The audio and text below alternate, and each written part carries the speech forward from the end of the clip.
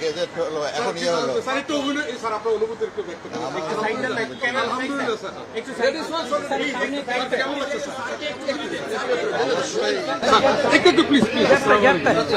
অবশ্যই এক্সাইটিং।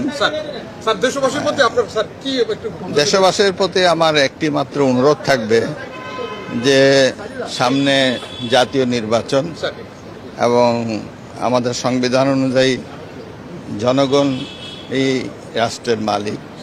সংবিধানের ৭ ধারা অনুযায়ী সেখানে পরিষ্কার বলা আছে যে জনগণের, দেশের মালিক জনগণ।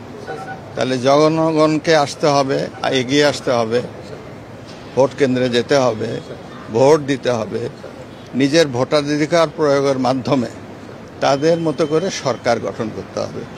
হ্যাঁ, তবে লক্ষ্য রাখতে হবে, আমার সবচেয়ে বড় আকাঙ্ক্ষা, যেহেতু আমি একজন মুক্তিযোদ্ধা, আমার এই আকাঙ্ক্ষাটা সবচেয়ে প্রায়োরিটি পায়, সেটা হলো যে সরকারি যাকেই নির্বাচিত করুক অবশ্যই তারা যেন মুক্তিযুদ্ধের সপক্ষের হয়।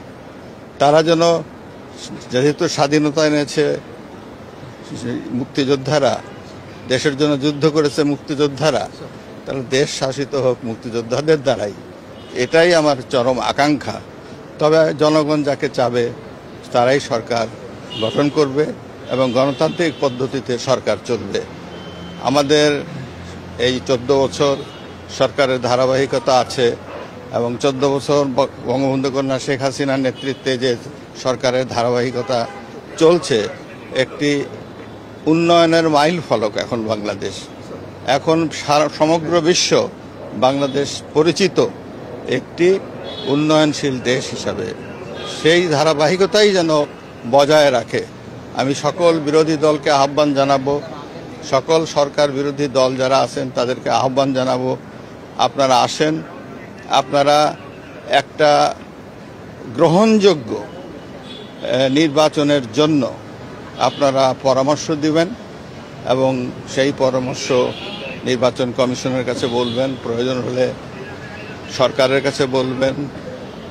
তারপরে সেই পরামর্শ সরকার যতটুকু সংবিধানের মধ্যে থেকে যতটুকু সরকার পারবে অ্যাকোমোডেট করতে, জনগণের রায়কে সঠিকভাবে প্রতিফলিত হওয়ার পথে যাতে কোনো রকম অন্তরায় না থাকে, কোনো রকম প্রশ্ন না হয়, সেভাবেই যেন নির্বাচনটি হয়। আমার হয়তো আমার যদি আল্লাহর জীবন দেয় সেই নির্বাচন পর্যন্ত আমি চাই যে একটি সুষ্ঠু নির্বাচন দেখে যেতে চাই। এটাই আমার চরম প্রত্যাশা। সবাইকে ধন্যবাদ।